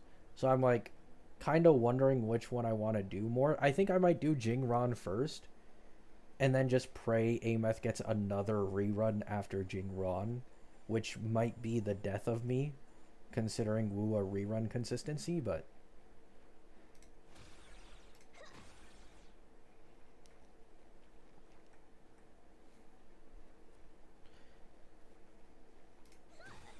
like her S6 is so strong. I genuinely don't know why.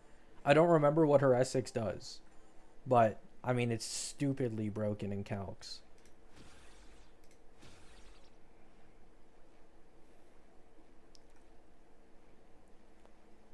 Oh wow, Tactician. Yeah, that's a lot of pulls. I get it.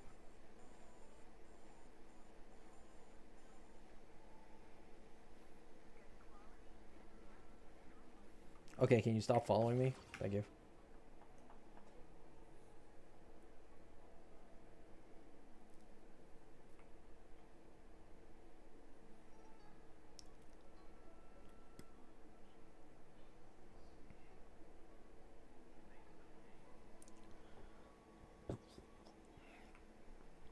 S6 inflicts 40% vulnerability for her damage and makes her Tune Ruptures slash Fusion Burst crit. Okay, that's why then. Thank you for explaining.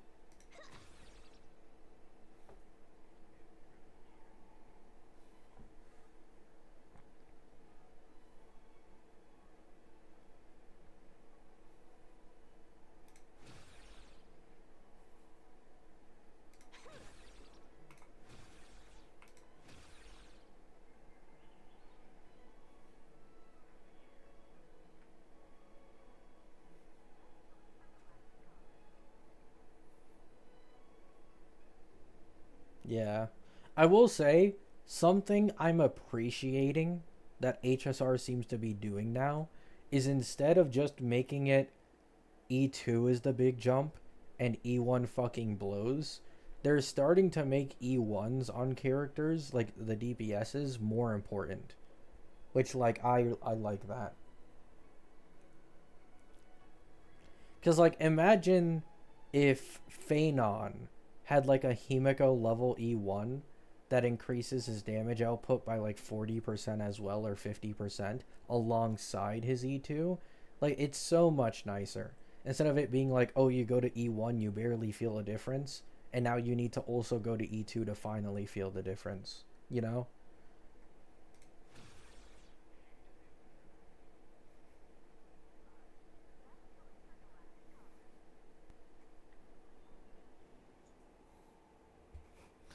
On my free to play Woo account, I have S3 Cart Premium, S3 Brant Lupa with SK, Carlotta Jinshi, Zeshi, and that's basically it.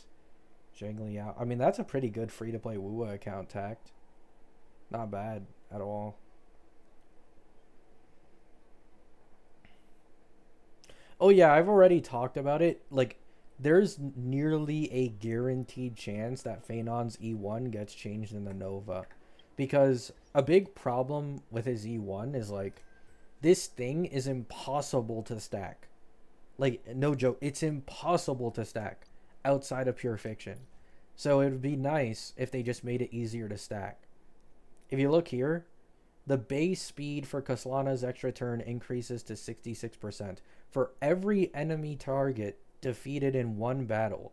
Additionally, increases this ratio by 1.5% up to a max of 84%. Like, for every enemy target defeated, it only goes up by 1.5. Brother, you have to kill like 50 enemies to max this shit out. Like, are you? He's never achieving this in normal MOC. It's only possible in Pure Fiction, and even then, even the build up in Pure Fiction would be disgusting, to be honest. Takes a while to max this out.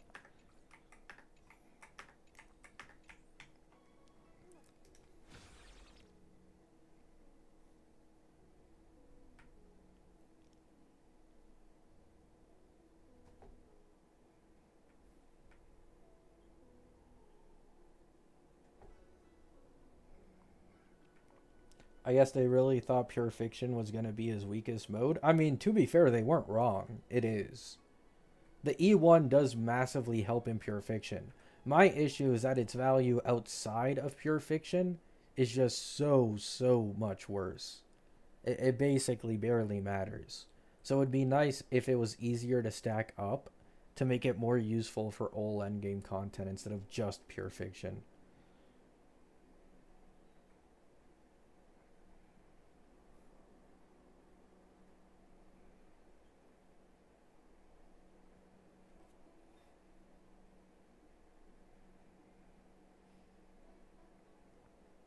How do you feel about Rin buffs? Nothing much. She's a little stronger damage wise and buffing wise, but it's not really anything to take much note of.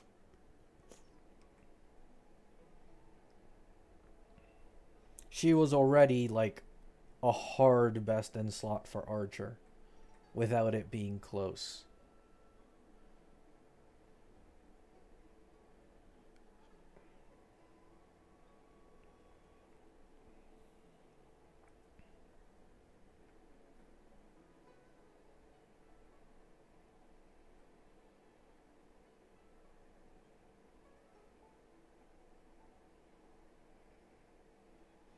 I think what I meant before about HSR being E1, E2 merchants is that what meta players are really looking at DPSs to see if they'll stay super relevant or not. Not that they need it, but it's what I think anyways. No, I agree. I agree.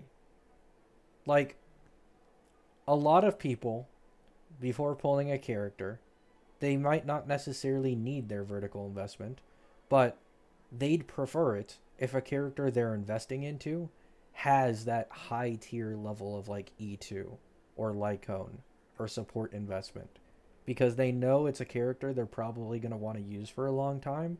So that option being there is really nice to them. If that's what you mean, yeah. I 100% get that. Like, I myself, for example, actually, a really good example. A lot of my like if I pull Avon SP, a lot of it is going to have to do with his vertical investment and how it turns out. Of course, I need to be sold on his design and his animations, but if his vertical investment, for example, is like I find it to be really mid, it might make it harder for me to want to invest into him because then I'd rather just get Gilga. Because yeah, Gilga's weaker, but his E6, for example, recently got buffed, and these Fate banners literally last forever. So if I'm going to choose between two characters, I'm going to be honest, unless your vertical investment in baseline is that much better than Gilga, I'm going to go with Gilga. I just like him more, you know?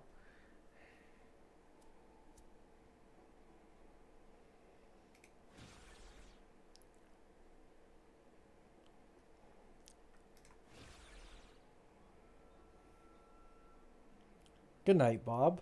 Thanks for stopping by. It's nice having you here. Committed to Archer team, but I kind of had an oversight on that. But free Sparkle and Rin now helps a bit, and free Archers. Oh, 100%. Free Archer like is so huge for my Anoxa account. Not having to pull anyone for a second team, and just getting three teams out of the way more easily. All right, chat. I think I'm gonna end the stream here. Love you all. Thank you all for stopping by. Hope you all have a great day. Hope you all have a great night. Peace out.